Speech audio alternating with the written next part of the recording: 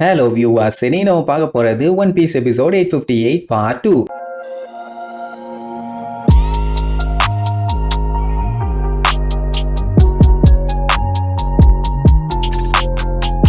Open பண்ணா போன பாட்டுல நம்ம லூஃபி அடிச்சு புடிச்சு அவங்கிட்ட இருந்து எஸ்கேப் ஆக ட்ரை பண்ணால இன்னும் 10 நிமிஷத்துக்கு அவனால எதுவும் பண்ண முடியாது. ஐ மீன் ஹாக்கி பவரை யூஸ் பண்ண முடியாது. அதனால அவன் கையில இருந்து தப்பிச்சாகணும். ஆனா அவன் டோனட் எல்லாம் அவரை வச்சு மறுபடியும் மாங்குன்னு குத்த ஆரம்பிச்சிருவான். ஒவ்வொரு அடியும் இட்டி மாதிரி விழுந்துகிட்டு இருக்கு. ஜஸ்ட்ல தான் எஸ்கேப் ஆயிட்டு இருக்கான்னு வைங்க. நாக்கு வேற பயங்கரமா தள்ளுது. ஐயோ என்ன பண்றது ஏது பண்றதுன்னு தெரியலன்னு பதறி அடிச்சு ஓடிட்டு இருந்தவன் சடனா பிரேக்கப் போடுவான். கட்டகுரிக்கே ஷாக்கு. என்ன பிரேக்கப் போடுறான்னு அப்படி போட்டவன் ஷாக் ஆகி அப்படியே ரிவர்ஸ்ல வருவான். என்னடான்னு பார்த்தா அங்கதான் நம்ம ப்ரூலி உட்கார்ந்துகிட்டு இருக்கா. அவளை பார்த்தோன்னே நம்ம பயலோட மூஞ்சி மாறின ஷேப்பா பாக்கணுமே. அடடடடடா 10 நிமிஷத்துக்கு என்னைய காப்பாத்துறதுக்கு தானா ஆடு வந்து தலைய கொடுத்துருச்சே, இனி பிரியாணி போற்ற வேண்டியதுதான் அப்படின்னு லுக்குடுவான். அவ பீதியில பேன்னு கத்துவா. ஐயோ ப்ரூலி மாட்டிட்டாளான்னு அவளை காப்பாத்துறதுக்காக ஓடுவான். ஆனா லூஃபி இனிமேட்டு விடுவானா? அண்ணா என்னைய காப்பாத்துறா நான் மாட்டிக்கிட்டேனான்னு அவ கதற அவளை அலேக்க அங்க இருக்க கண்ணாடி வழியா தூக்கிட்டு போயிருவான். புடிய போனவன் கண்ணாடியை உடைப்பானே தவிர அவங்கள புடிய முடியல. சோ ஒரு வழியா மிரர் டைமென்ஷன்ல இருந்து நம்மளால தப்பிச்சிட்டான். இப்ப அவன் அங்க மாட்டிட்டான்னு வைங்க. Just miss.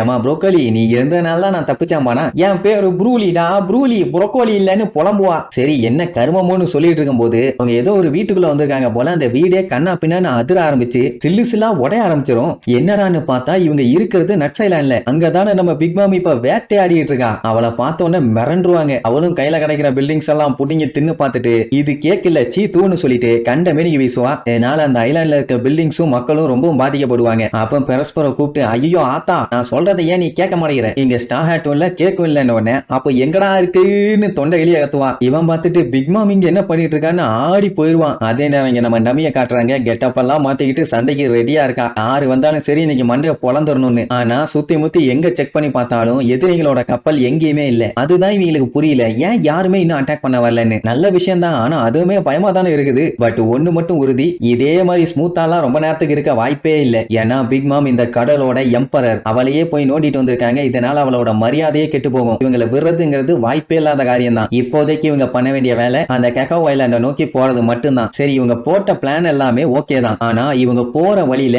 கேக்க அவங்க கொண்டு வரணும். இல்ல அவங்க கேக்க கொண்டு வரல அப்படின்னா இவங்களுக்கு வேற வழியே இல்ல. பிக் மாம ஃபேஸ் பண்ணி தான் ஆகணும். அப்படியே கட் பண்ணி டோட்டோ ஐலாண்ட்ல ஏதோ ஒரு இடத்துல அத்தனை ஐலாண்ட்ல இருந்த எல்லா டாட்டே ஷிப்புமே லூஃபி அண்ட் பெஜி இவங்க ரெண்டு குரூப்பையும் பிடிக்கிறதுக்காக கிளம்பிட்டாங்க. அதுவும் பிக் மாமோட கப்பலும் சேர்த்தி வந்துகிட்டு இருக்குது. இவங்க மட்டும் அவங்கள கோட்டை விட்டுட்டாங்கன்னா அது இவங்களுக்கு எவ்வளவு பெரிய அவமானம்னு நல்லா தெரியும். பிக் மாமும் இவங்க யாரையும் சும்மா விட மாட்டான். லூஃபியால பிக் மாமுக்கும் சரி அவங்க பைரட்ஸுக்கும் சரி ஏகப்பட்ட பிரச்சனை. அவனையும் கொல்லணும். அப்புறம் அந்த ஃபயர் டேங்க் பைரட் இருக்கானே நம்ம பெஜி, அவன் பிக் மாமுக்கு துரோகம் பண்ணி இருக்கான். அவன் எல்லாம் நீங்க வச்சு செய்யணும். அது மட்டுமா ஜிம்பையும் சன் பைரட்ஸும் இவங்களுக்கு துரோகம் பண்ணிருக்காங்கன்னு கண்டுபிடிச்சிட்டாங்க. அவங்களெல்லாம் இனி பிடிக்க முடியாது. அவங்க ஜாலியா எஸ்கேப் ஆயிட்டாங்கன்னு வைங்க. பட் இருந்தாலும் இந்த டெரிட்டோரியை விட்டு அவங்கள தாண்ட விடக்கூடாது. டோட்டோ ஐலாண்டுக்குள்ளேயே அவங்களுக்கு சமாதி கெட்டியே ஆகணும். அப்படி எப்படின்னு பேசி அந்த மோண்டோர் பையன் எல்லாத்தையுமே வேற லெவல்ல வெறியேத்தி விடுவான். அப்போ பிக் மாமோட பைரட்ஸ்ங்களுக்குள்ள ஒரு டிஸ்கஷன். அதான் நம்ம ஸ்லக்ஸுங்க இருக்குதுங்கல்ல, அதுங்க சொன்ன உடனே நம்ம அங்க போய் அவங்கள பொழந்துட வேண்டியதான்னு சொல்லுவாங்க. ஆனா அதுதான் இப்ப இல்லையப்பா, நம்ம தான் கண்டுபிடிச்சாகணும்னு உடனே தூக்கி வாரி போடுது. இது எப்படின்னா கடலுக்குள்ள குண்டூசியை போட்டுட்டு தேடுற கதை தான். உயிரே போனாலும் சரி பரவாயில்ல, அவங்க யாரையும் விட்டுறாதீங்க. அவங்க கப்பலை பார்த்தா மூழ்கடிச்சிருங்க, கையில கிடைச்சா சாவடிச்சிருங்க. ஒருத்தன் கூட தப்பிக்க கூடாது. கண்ணுல விளக்கணைய ஊத்தி தேடுங்க, மங்களா தெரிஞ்சாலும் பரவாயில்ல. கடல் தண்ணியில கழுவிட்டு போய் தேடுங்கடா காவாளிலான்னு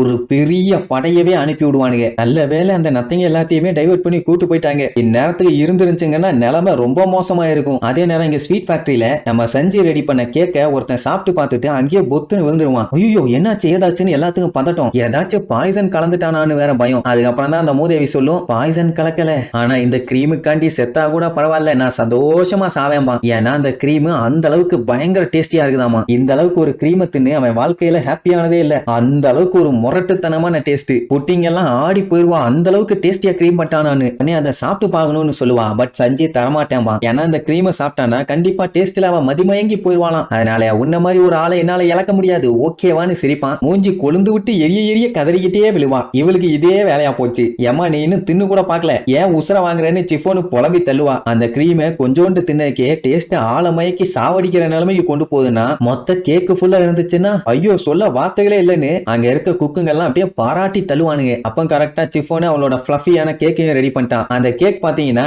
எந்த பக்கம் நீங்க ஆட்டுன்னு ஆட்டினாலும் சரி அது கீழே விழாது. அதனால எந்த ஒரு பஞ்சாயத்தும் இல்ல. புட்டிங்கும் அவளுக்கு கொடுத்த வேலையை முடிச்சிட்டா. அதான் சாக்லேட்டை ரெடி பண்றது. அது எக்ஸ்ட்ரீமான ஸ்வீட் அண்ட் ஸ்மூத்தா இருக்கும். சஞ்சயோட கிரீம் கூட சேர்த்து அப்ளை பண்ண வேலை முடிஞ்சு. என்ன அது கண்ணா பின்னான்னு தெரிச்சு வெளியில வர ட்ரை பண்ணும். அடிச்சு புடிச்சு அதை மூடிட்டு கிடப்பாங்க. இப்ப டைம் என்னன்னா 6 ஆக போகுது. இவங்க பிளான் பண்ண மாதிரியே பக்காவா எல்லா வேலையும் முடிச்சிட்டாங்க. இனி இந்த கேக்கை ஷிப்ல ஏத்தனா போதும். ஷிப்புமே ரெடியா இருக்குது. இதுக்கப்புறம் அவங்க இங்க இருந்து வேலையை முடிச்சு கொண்டு போறதை விட ஷிப்ல போக போக நம்ம டெக்கரேட் பண்ணிக்கலாம்னு முடிவு பண்ணிட்டான். சோ அப்படி கேக்கை ஏத்திக்கிட்டு சீக்கிரமா நம்மளுக்கு கிளம்பினாதான் தௌசண்ட் சன்னிய பாதியிலேயே மீட் பண்ணி அந்த கப்பலை ஏறி எஸ்கேப் ஆக முடியும். சரி ரைட்டு வேலையை பார்த்தலாம்னு சொல்லிட்டு எல்லா செஃப்ங்களுமே ரெடியா இருப்பானுங்க. பிக் மாம பண்றோம் ஸ்டாப் பண்றோம்னு சொல்லி கெத்தா சொல்லுவான். இதுக்கப்புறம் கேக்க பத்திரமா கொண்டு போய் சேர்த்தாங்களா, பிக் மாம் தின்னாலா, இல்ல இந்த கேக்குக்கும் ஏதாச்சும் பஞ்சாயத்து ஆச்சான்னு அடுத்தடுத்த எபிசோட்ல பார்க்கலாம். டாடா.